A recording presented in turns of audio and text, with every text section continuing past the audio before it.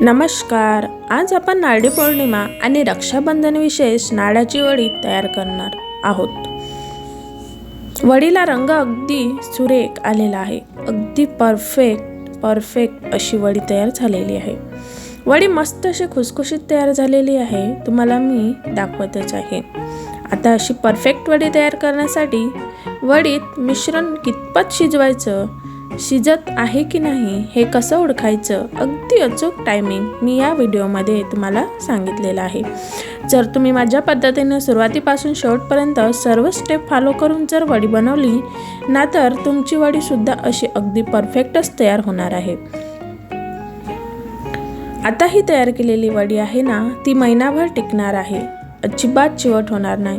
बऱ्याच वेळा काय होतं, वडी तयार केल्यानंतर चिवट होते, 2-3 दिवसात त्याला बुरशी लागते, आंबट वास येतो. तर असं होऊ नये यासाठी मिश्रण कसं शिजवायचं, कितपत शिजवायचं हे व्हिडिओ अगदी मी डिटेलमध्ये सांगितलं आहे. चला तर वेळ न घालवता रेसिपी सुरुवात करूया.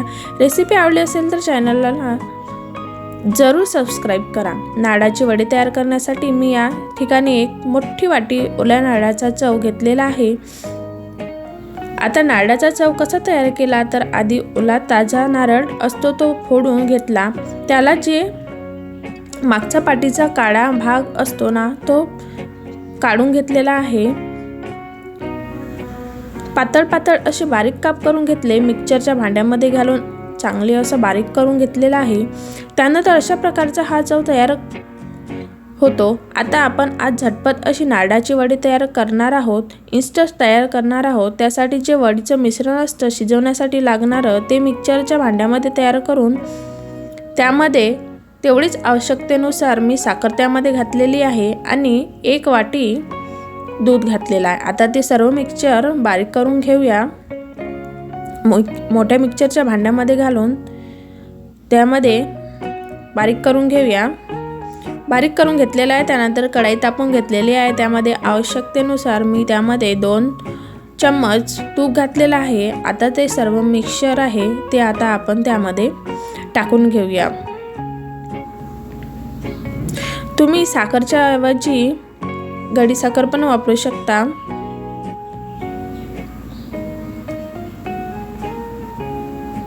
हे मिश्रण तयार करून घेऊन आपण त्यामध्ये टाकलेले आहे. एकदम असा पातळसा मिक्सचर रेडी झालेला आहे. बघू शकताय तुम्ही. मिक्सचर शिजायला जास्त वेळ देखील लागत नाही. हे पहा अशा प्रकारे मिक्सचर चांगलं असं मी फिरवून घेतला आणि छान असं हे मिक्सचर चांगलं असं बारीक करून घेतलेलं आहे. तुम्ही या ठिकाणी पाहू शकता अगदी परफेक्ट असं मिश्रण या ठिकाणी तयार झालेलं आहे. आता आपण लगेचच हे तयार करून घ्यायला घेतलेलं आहे. त्यामध्ये मस्त अशी वडी तयार होते. जास्तीचं तूप वगैरे घालायची सुद्धा अजिबात आवश्यकता नाही. आता हे मिक्सरच्या भांड्यामध्ये बारीक करून घेतलेल्या वडीचं संपूर्ण मिश्रण आहे. आता हे वडीचं मिश्रण शिजवत असताना हा कुठेही मध्ये जास्त कढई सोडायची नाही. सतत असं मिश्रण हलवतच राहायचं आहे.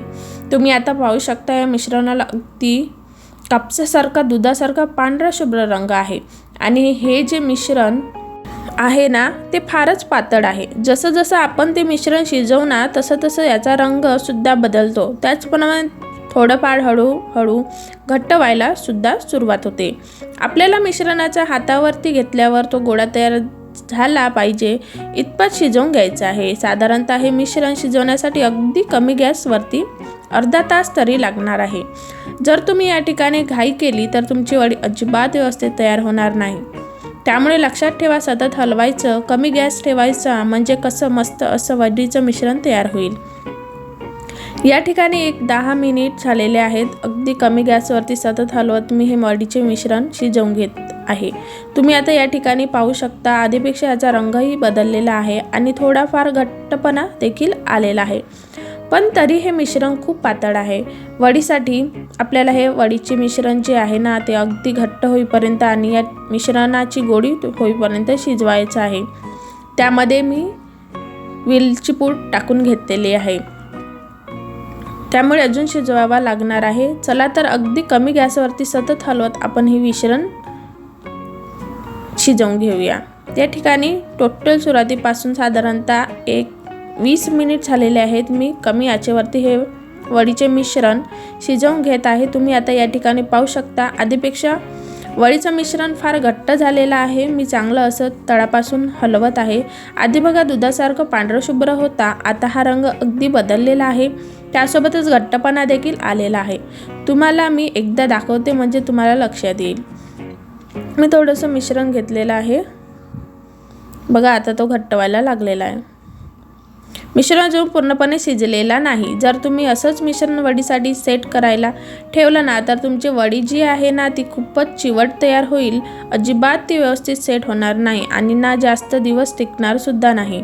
2 दिवसात त्या वडीचा बुरशी लागते, वास येतो. अशा प्रकारची वडी अजिबात टिकत नाही. एवढं मिश्रण शिजवलं तर त्यासाठी आपल्याला तर महिनाभर वडी टिकवायची असेल ना तर मी पुढे तुम्हाला सांगते की मिश्रण कसं शिजायचं, तेव्हाच तुमची वडी महिनाभर टिकणार आहे. चला तर आणखी साधारण 10 मिनिट शिजवून घेण्यासाठी मी पुन्हा ठेवणार आहे. मिश्रण आपला एकदम रेडी होत आलेलाच आहे. त्यामध्ये मी थोडासा फूड कलर ॲड केलेला आहे. त्यामुळे काय होतं ना वडीला एक असं सुंदर असा कलर मस्त गुलाबी गुलाबी छान आलेला आहे आणि बघायला पण खूप सुंदर वाटते आणि खायला पण खूप मस्तच लागणार आहे. तर बॅटर एकदम रेडी झालेला आहे, बघू शकताय. मी त्यामध्ये एक प्लेट घेतलेला आहे, त्याला छान मस्त तूप लावून घेतलेला आहे. तुम्ही बटर पेपर पण लावू शकता, तो असेल तर बेस्टच आहे. माझ्याजवळ तो अवेलेबल नव्हता त्यामुळे मी तो लावलेला नाही आहे, पण तरी पण प्लेटवरती मी छान मस्त असं पसरवून घेणार आहे. ही प्रोसेस फटाफट करायची आहे म्हणजे कसं वडींना अगदी छान अशी सेट होते. आता हे वडीचं मिश्रण आहे ना, तुम्ही एखादं म्हणजे वाटी घेऊन वाटीच्या बुडाने सुद्धा हे व्यवस्थित सेट करून घेऊ शकता किंवा हाताला थोडंसं तूप वगैरे लावून फटाफट हे वडीचं मिश्रण सेट करून घ्या. वडीचं मिश्रण फार गरम असतं, तुम्हाला सहन झालं तरच हाताने करा. मला सवय आहे थोडीशी म्हणून मी फटाफट हातानेच हे व्यवस्थित असं एकसारखं प्रेस करून घेणार आहे म्हणजे छान अशी सेट होईल. हे पहा अशा प्रकारे मी वडी मस्त अशी सेट करून घेत आहे. आधी वाटीने सेट करून घेतली, मग थोडं हाताने पण छान सेट करून घेतलेलं आहे. आता वरूनतून ना थोडेसे आपण गार्निशिंग करून घेऊया. गार्निशिंगसाठी काजू बदामाचे काप तुम्ही घालू शकता किंवा इतर तुम्ही ड्रायफ्रूट्सचे तुकडे घालू शकता. मी त्याच्यामध्ये ते घातलेले आहे, सजावट करणार आहे.